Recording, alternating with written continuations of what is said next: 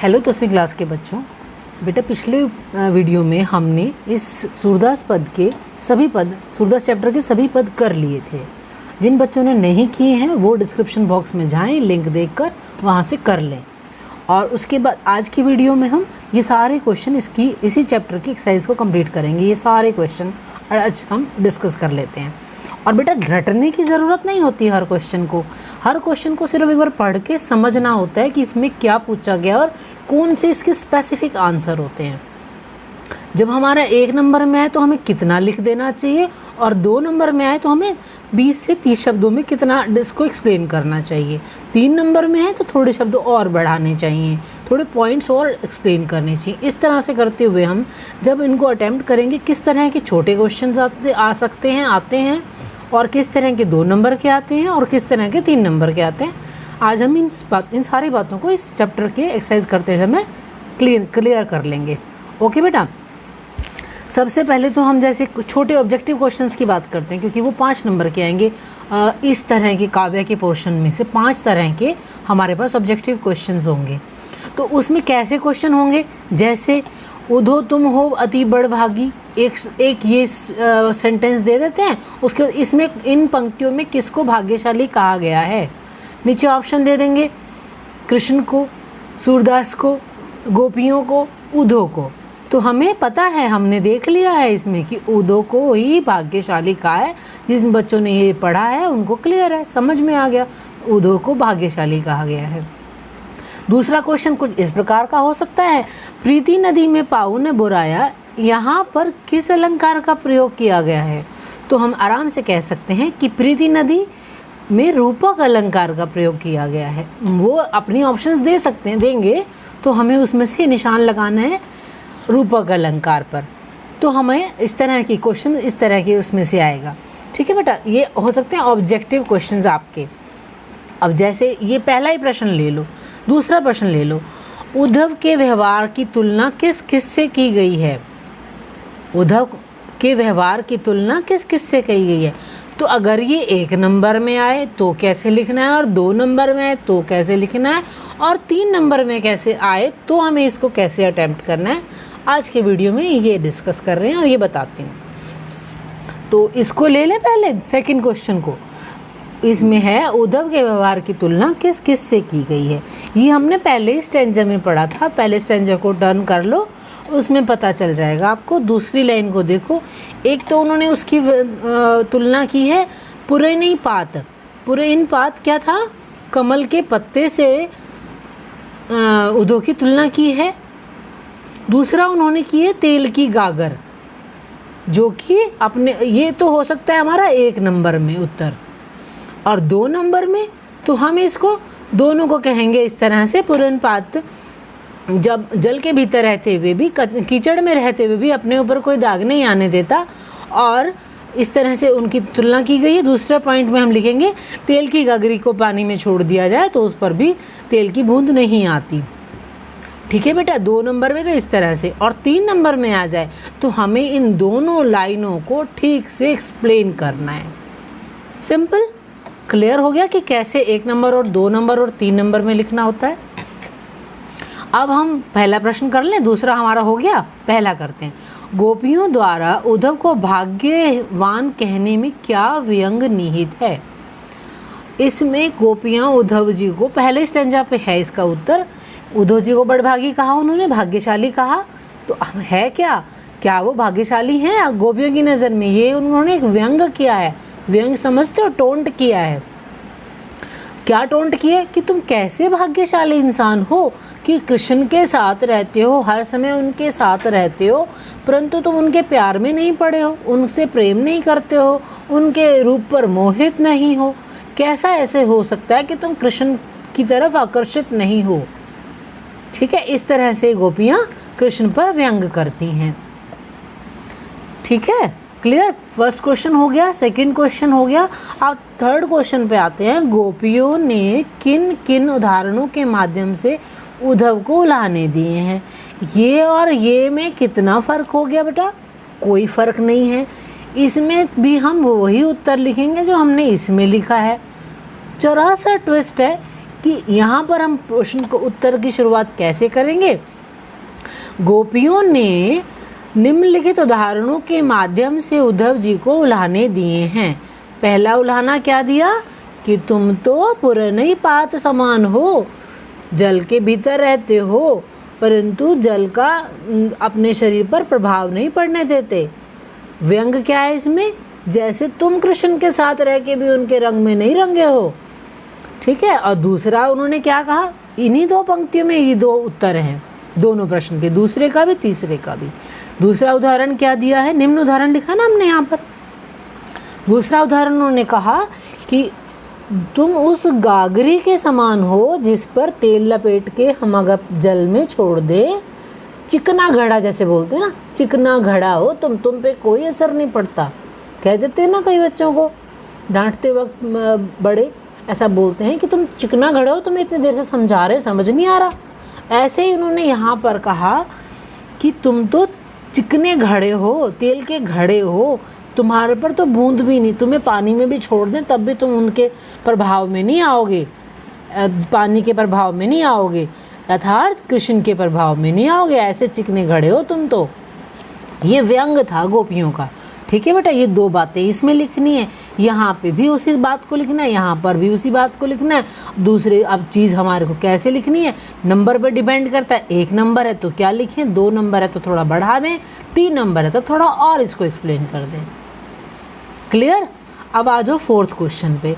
उद्धव द्वारा दिए गए योग के संदेश ने गोपियों की विरह अग्नि में घी का काम कैसे किया। अब यहाँ पे समझो कि उद्धव जी तो लाए थे उनके लिए योग संदेश, वो क्या योग संदेश की प्रतीक्षा कर रही थी? नहीं ना, वो तो क्या किस चीज़ की प्रतीक्षा कर रही थी? अपने प्रियतम श्री कृष्ण भगवान से प्रेम संदेश पाने की प्रतीक्षा कर रही थी। तो एक विरह तो था ही उनके दिल में, हाँ कृष्ण दिख जाएं, भगवान कृष्ण खुद आ जाएं, बहुत दिन हो गए उनसे मुलाकात नहीं हुई, इस तरह की था ना उनके मन में। तो अब यहाँ उनको दे दिया योग संदेश कि भूल जाओ कृष्ण को और निर्गुण भगवान की पूजा करो। तो ये तो उनके लिए और भी जलाने वाली बात होगी ना, इरिटेट करने वाली बात होगी ना। तो हम ऐसे लिखेंगे इस प्रश्न का उत्तर। अभी तो मैंने समझाया, अब इसको कैसे लिखेंगे। उद्धव द्वारा दिए गए योग के संदेशों ने गोपियों को की विरह अग्नि में घी डालने जैसा कार्य किया, क्योंकि वह उद्धव से प्रेम संदेश की अपेक्षा कर रही थी, योग संदेश की नहीं। और उन्हें दुख था कि हमारी विरह अग्नि को शांत करने के लिए श्री कृष्ण भगवान स्वयं हमारे लिए आएंगे, परंतु आया तो क्या आया, ना तो कोई प्रेम संदेश आया, ना ही उन्होंने हम अपना कोई प्रेम संदेश भेजा और ना ही स्वयं आए। तो आया तो योग संदेश, इसने हमें और परेशान कर दिया, और बुरा लग रहा है हमें। तो उनकी विरह की अग्नि में वो घी जैसा काम कर गया। ठीक है, उनको शांति तो मिली नहीं। क्लियर हो गया मेरे ख्याल से तो, क्योंकि हमने इसको अच्छे से स्टैंजा में भी डिस्कस किया था। अब अगले क्वेश्चन पे आओ, 5वें क्वेश्चन पे। मर्यादा न लही के माध्यम से कौन सी मर्यादा न रहने की बात की जा रही है। अब यहाँ पे समझो बेटा, हमने ये पढ़ा था इस दूसरे स्टैंजा में, मर्यादा न रही मतलब कृष्ण के लौटने की कोई मर्यादा ही नहीं है, अब कोई उम्मीद ही नहीं है। उन्होंने, कृष्ण भगवान ने तो मर्यादा ही छोड़ दी हमसे प्रेम करने की, प्रेम का पाठ पढ़ाया और फिर हमसे प्रेम को निभाने में आनाकानी कर रहे हैं। उन्होंने तो प्रेम की मर्यादा को ही भंग कर दिया। तो इस प्रकार से कौन सी मर्यादा होती है? प्रेम की मर्यादा। उत्तर हो गया मर्यादा न लही के माध्यम से गोपियाँ श्री कृष्ण की प्रेम मर्यादा के न रह जाने की बात की है। गोपियों ने ये बात की है। अब इसको, ये तो हो गया 1 लाइन में, अब इसको 2 लाइन में करते हैं, थोड़ा एक्सप्लेन कर देते हैं। 3 में आ जाए और थोड़ी सी लाइन ऐड कर दो कि गोपियाँ कृष्ण से बहुत प्रेम करती थी, वो उनके बिना रह नहीं पा रही थी, परंतु कृष्ण से उन्हें कोई संदेश नहीं मिल रहा था, वो व्यथित थी, वो परेशान थी। इस तरह से करते हुए हम इसको 3 नंबर के प्रश्नों का उत्तर भी बना सकते हैं। ठीक है, नेक्स्ट क्वेश्चन पे आते हैं। कृष्ण के प्रति अपने अनन्य प्रेम को गोपियों ने किस प्रकार अभिव्यक्त किया है। कृष्ण के प्रेम को अभी हमने जहाँ भी ये पढ़ा है पाठ, उसमें ऐसा कोई स्टेंजा नहीं है जिसमें गोपियों ने कृष्ण के प्रति अपना प्रेम ना दिखाया हो। कृष्ण ने इस स्टेंजा में आओ, इस स्टेंजा में उन्होंने कहा कि हम तो ऐसी चींटियां हैं जो गुड़ के साथ ऐसे चिपकी हुई हैं, मतलब कन्हैया जी के साथ ऐसे चिपकी हैं जैसे गुड़ के साथ चींटी चिपकी है। इसमें ये बात हो गई। इसमें आ जाओ, इसमें वो कहती हैं हम तो इतने तन मन की व्यथा सहन कर रहे थे, उनका इंतज़ार कर रहे थे, है ना। हमारे तो मन की बातें मन में ही रहेगी, हम तो कृष्ण से बहुत कुछ बातें करना चाहते थे। यहाँ पर भी उन्होंने अपना प्रेम बता दिया। तीसरे स्टेंजा में आ जाओ तो हम तो कान्हा कान्हा जपती रहती हैं, दिन रात सोते जागते सपने में कान्हा कान्हा ही जपती रहती हैं। तीसरी बात हो गई। अब चौथी बात पे आ जाओ। चौथी बात में इसमें कौन सा हम ले लें कि जो उनको लगे कि वो उनसे प्रेम करती थी। हाँ, तो एक ये बात भी ले सकते हैं कि हम उनसे इतना प्रेम करती हैं, उन्होंने कभी हमारे प्रति अन्याय नहीं किया, और जो भी उनकी तरफ से संदेश आता हम उन्हें स्वीकार करते, प्रेम संदेश होता तो। इस तरह से 3 से 4 पॉइंट बन रहे हैं बेटा, जो कृष्ण के प्रति बन रहे हैं, उनके प्रेम दिखाने वाले। ये भी बनता है कि हम मन कर्म वचन से कृष्ण को अपने हृदय में बसाए हुए हैं। ये 4 पॉइंट बन गए। अब प्रश्न आता है 1 नंबर 1 पॉइंट दे दो, 2 नंबर 2 पॉइंट दे दो, 3 नंबर 4 लिख दो, पूरे नंबर, ठीक है ना। नंबरों को हिसाब से हमें प्रश्न के उत्तर देने हैं। अब हमने इस प्रश्न के उत्तर के लिए 4 बातें आपको बता दी, 4 आंसर, इस 4 पॉइंट बनते हैं, चारों बता दिए। अब आप अपने हिसाब से लिख लेना, नंबरों के हिसाब से, अपने हिसाब से नहीं बेटा, नंबर कितने प्रश्न का है उसके हिसाब से उत्तर लिखना, ज़्यादा नहीं लिखना, कम नहीं लिखना। क्यों, कुछ बच्चे एक ही प्रश्न के उत्तर देने में इतना ज़्यादा लिख देते हैं कि वो बाकी प्रश्न छूट जाते हैं। तो उस चीज़ का भी आप ही को मैनेजमेंट करना है, कैसे मैनेज करना है वो देखना है। अब अगले प्रश्न पे आते हैं। प्रस्तुत पदों के आधार पर गोपियों का योग साधना के प्रति दृष्टिकोण स्पष्ट करें। योग साधना, अब आप इसको समझो, उनको तो पसंद ही नहीं आए थे, योग संदेश पसंद नहीं आए थे ना। किसकी अपेक्षा कर रही थी? कृष्ण की अपेक्षा कर रही थी। वो भगवान खुद आएंगे, प्रेम से प्रेम करते हैं, वो अपना प्रेम संदेश कुछ भेजेंगे, उसकी प्रतीक्षा कर रही थी। अब योग संदेश क्या होता है? योग संदेश होता है कि आप सब कुछ भूलकर एक ईश्वर में, एक निर्गुण भगवान में विश्वास करो।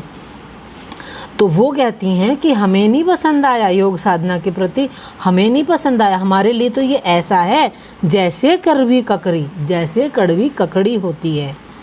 और दूसरी बात क्या कह दी उन्होंने कि ये तो बीमारी ले आया अब हमारे लिए, ये तो व्याधि का रूप है हमारे लिए। व्याधि माने बीमारी, बताया था ना, रोग है हमारे लिए, हमें नहीं पसंद आया। 2 पॉइंट से हम कह सकते हैं।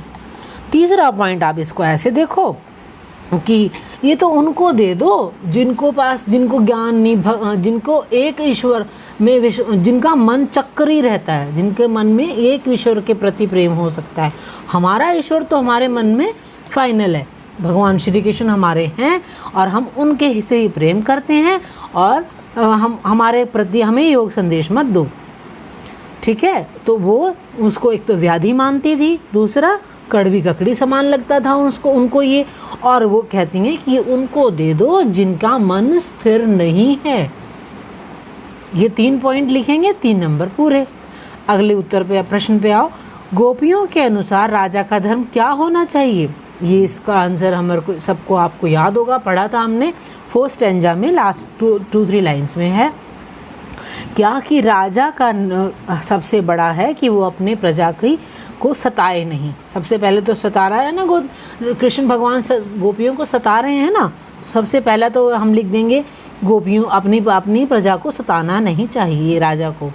दूसरा, उनको अपनी प्रजा के प्रति अन्याय नहीं करना चाहिए, है ना, क्यों अनीति करे, अनीति नहीं करनी चाहिए, अन्याय नहीं करना चाहिए। और तीसरा पॉइंट लिखेंगे, और अगर कोई और अनीति करे तो उससे भी अपनी प्रजा की, राजा को रक्षा करनी चाहिए। 3 पॉइंट हो गए, 3 नंबर से ज़्यादा का हमारा आएगा ही नहीं। डन। अगले प्रश्न पे आए। गोपियों को कृष्ण में ऐसे कौन कौन से परिवर्तन दिखाई दिए जिसके कारण वे अपना मन वापस पा लेने की इच्छा रखती हैं, बात करती हैं? अब आप इस प्रश्न को समझो कि श्री कृष्ण को वो कहती हैं कि तुम तो पहले ही बहुत चालाक थे, अब तो तुमने राजनीति पढ़ ली, तुम तो राजा बन गए हो। ठीक है ना, एक तो ये बात होगी इसमें। ऐसे कौन कौन से कि एक तो वो राजा बनकर राजनीति पढ़ गए हो, पहले ही बहुत चतुर थे, अब और तुमने ज्ञान प्राप्त कर लिया है। अगले पॉइंट पर आओ तो वो कहती हैं और हम इतने ज्ञानी हो गए हो कि प्रेम संदेश देना जहाँ चाहिए वहाँ योग संदेश दे रहे हो। तो हमें आप अब इसका मतलब अपना आप हमें अपना नहीं मानते हो तो हमें आपसे अपना मन छुड़ा लेना चाहिए। अब जो आपने हमसे चलते समय ले लिया था, चलते समय जो आपने हमारा हृदय चुरा लिया था, वो हमें आपसे वापस ले लेना चाहिए, क्योंकि अब आप प्रेम की मर्यादा को छोड़ चुके हैं। मेरे ख्याल से क्लियर हो गया। अगले प्रश्न पे चलें। 11वां प्रश्न है, गोपियों ने अपने वाक चातुर्य के आधार पर ज्ञानी उद्धव को परास्त कर दिया, उनके वाक चातुर्य की विशेषता लिखिए। अब इसमें लिखना क्या है, हमें ये प्रश्न का समझना पहले चाहिए। इसमें वाक चातुर्य लिखना है, कौन का लिखना है? गोपी जी का, गोपियों का, और साथ में सूरदास का, क्योंकि लिखे तो पद उन्होंने हैं, बोले गोपियों ने हैं, उद्धव जी के खिलाफ बोले हैं और कुछ सुनाया गया है। तो सबसे पहले तो उनकी बात हम कर देंगे कि वो व्यंग्यात्मक रूप से उद्धव जी को बहुत सारी बातें कहती हैं। एक तो वो यही कि सबसे बड़ी बात कहती है, उनके साथ रहते हो फिर भी उनसे आकर्षित नहीं हो, उनसे मोहित नहीं, उनके रूप पर मोहित नहीं हो, उनके प्रेम में नहीं पड़े हो। तो वो तो एक तो व्यंग्यात्मक शैली लेते हुए व्यंग किए हैं उन्होंने। दूसरा, उन्होंने बहुत सी ऐसी बातें की जिसमें उन्होंने अपना प्रेम दर्शाया है, साथ ही साथ कृष्ण भगवान को भी व्यंग दिए हैं। तीसरा पॉइंट ले लेंगे, तीसरे पॉइंट के हिसाब से कि वो राजा क्या बन गए, उन्होंने तो हमसे प्रेम करना ही छोड़ दिया है, अब वो इतने ज्ञानी हो गए हैं कि हमें योग संदेश की शिक्षा दे रहे हैं। तो इस तरह से उन्होंने अपने वाक चातुर्य क्या हुआ, इसमें बोलने की चतुराई, उन्होंने व्यंग कर करके, वाक चातुर्य क्या हुआ, व्यंग के रूप में उद्धव जी को इतने ज्ञानी होने के पश्चात भी बोलने नहीं दिया, उनके योग संदेश को स्वीकार नहीं किया, उनको सुनाते गई कि हमें नहीं चाहिए आपके योग संदेश, हम तो पहले ईश्वर की शरण में हैं, हम तो पहले ईश्वर से बहुत प्रेम करते हैं। मेरे ख्याल से क्लियर हो गया ना। वाक चातुर्य मतलब बोलने का क्या चातुर्य है, कहाँ तो भगवान श्री कृष्ण ने उनको भेजा। मैं थोड़ा सा इस पर टाइम ले रही हूँ क्योंकि आपको ये बात समझ में आनी चाहिए कि हमें लिखना क्या है इसमें, वाक चातुर्य की विशेषता क्या थी उनकी। कहाँ तो मतलब कृष्ण भगवान ने उनको भेजा था कि मेरी गोपियों को समझा के आओ कि वो मेरा ध्यान छोड़कर निर्गुण भगवान ईश्वर को प्राप्त करने का प्रयत्न करें और उन्हीं की पूजा करें, अर्चना करें। एक निर्गुण भगवान का संदेश देने के लिए उद्धव जी को भेजा था। इसका मतलब वो बहुत ज्ञानी थे ना उसके पश्चात, लेकिन वो उनको कहती हैं आप तो बेकार में हमारे को ज्ञान दे रहे हो, हम तो पहले ही अपने श्री कृष्ण को एक भगवान मानते हैं, एक शक्ति मानते हैं और उसी की पूजा कर रहे हैं। हम निर्गुण की क्यों आराधना करें जब हमारे सामने सगुण भगवान है, सामने साकार रूप से भगवान है। तो इस तरह की व्यंग्य के साथ बातें कहते हुए व्यंग रूप में उन्होंने उद्धव जी को बोलने नहीं दिया, उन्हें योग शिक्षा नहीं देने दी। समझ में आ गया ना बेटा वाक चातुर्य में हम क्या लिख रहे हैं। बस ये 2-3 बातें लिखनी है इसमें भी, और डिपेंड करता है नंबर पे, आपको समझा ही चुकी हूँ। आखिरी प्रश्न है का उत्तर हम ऐसे लेंगे, संकलित पदों को ध्यान में रखते हुए सूर के भ्रमर गीत की मुख्य विशेषताएं बताएं। अब ये इस शब्द से आपको एक बात क्लियर हो जाएगी कि हमें इस सारे पदों की जो भाषा शैली है, जो भी इनमें लिखा गया है, तो वो क्या है, उसकी विशेषताएं क्या है, वो क्यों अच्छा लगा, क्यों लोगों ने स्वीकार किया, ये तो हो गया प्रश्न। अब उत्तर को समझो। उत्तर में सबसे पहले तो भ्रमर गीत एक काव्य है, ठीक है।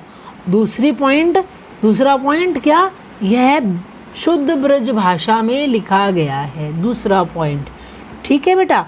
तीसरा पॉइंट हमारा क्या बनेगा, तीसरा पॉइंट हमारा बनता है कि इसमें भाषा हो गई, व्यंग्यात्मक भाषा शैली को बहुत सुंदर तरीके से प्रस्तुत किया गया है। हिंदी लिखना, लेकिन ऐसी हिंदी लिखने का प्रयास मत करना, कोशिश मत करना जिसका अर्थ खुद को ही ना आए आपको। वो हिंदी के शब्द यूज़ करना, इस्तेमाल करना, प्रयोग करना। यूज़ तो इंग्लिश का हो ही गया, आप समझ ही गए हो। ऐसे शब्दों का प्रयोग करने की कोशिश करना जो रूटीन भाषा में आप यूज़ करते हो, लेकिन गहरे शब्द बताते, प्रयोग का अर्थ तुम्हें खुद नहीं पता और तुम इसमें लिख रहे हो, रट रहे हो। रट्टा ना मारो, समझो। तो तीसरा पॉइंट हो गया। इसमें दूसरी पॉइंट पे हमने ली थी ब्रज भाषा का प्रयोग हुआ है। तीसरा, इसमें तीसरा पॉइंट, गोपियों ने सुंदर व्यंग्यात्मक रूप से उद्धव जी के प्रश्न को अपना वाक्चातुर्य दिखाया। यानी कि व्यंग्यात्मक मतलब टॉन्टिंग, व्यंग्यात्मक भाषा शैली का प्रयोग किया। आखिरी पॉइंट, इसका फोर्थ पॉइंट लेते हैं। बहुत सुंदर तरीके से या सुंदर तरीके से अलंकारों से हर पंक्ति अलंकारों से काव्य को सजाया गया। विभिन्न प्रकार के अलंकारों का प्रयोग करके काव्य को सजाया गया। ठीक है, ये 4 पॉइंट हम लिख देंगे तो 2 नंबर क्या, 3 नंबर क्या, 4 नंबर क्या आराम से मिल जाएंगे। ठीक है, ये हमारा चैप्टर के प्रश्न उत्तर खत्म। ठीक है, अब हम आ जाते हैं इसके ये बाकी ऑब्जेक्टिव का मैंने आपसे डिस्कस कर लिया है। जिन बच्चों ने इनको समझा है, मैंने जिनको समझाया हुआ है, पीछे डिस्क्रिप्शन बॉक्स में जाकर लिंक देखकर समझ लो। और ये सारे जिनको ये आते हैं उनके लिए ये एक्सरसाइज बहुत सिंपल है, बिल्कुल इजी है। पूरे में अगर इसमें से एक भी प्रश्न ऐसा आता है, हो ही नहीं सकता, आप अटैम्प्ट ना करो, अच्छे से ना अटैम्प्ट करो, पूरा स्कोर ना करो। अब इसमें देख लो शब्दार्थ हैं। वैसे तो हमने जब ये पढ़े थे तो सभी शब्दों के अर्थ समझ लिए थे, तो कोई दिक्कत तो होनी नहीं चाहिए। फिर भी एक बार रीडिंग ले लो, क्या पता किसी शब्द का अर्थ पूछ लिया जाए प्रश्न, उसमें एक बार पढ़ लोगे तो और क्लियरिटी बन जाएगी। बाकी कुछ है खास नहीं। मेरे को पूरी आशा है कि तुम लोगों ने ये चैप्टर मेरे साथ किया है और इसमें से कुछ भी आएगा आपको कोई दिक्कत नहीं होगी। ऑल द बेस्ट बच्चे। अगले चैप्टर के लिए हम अगली वीडियो में बात करते हैं।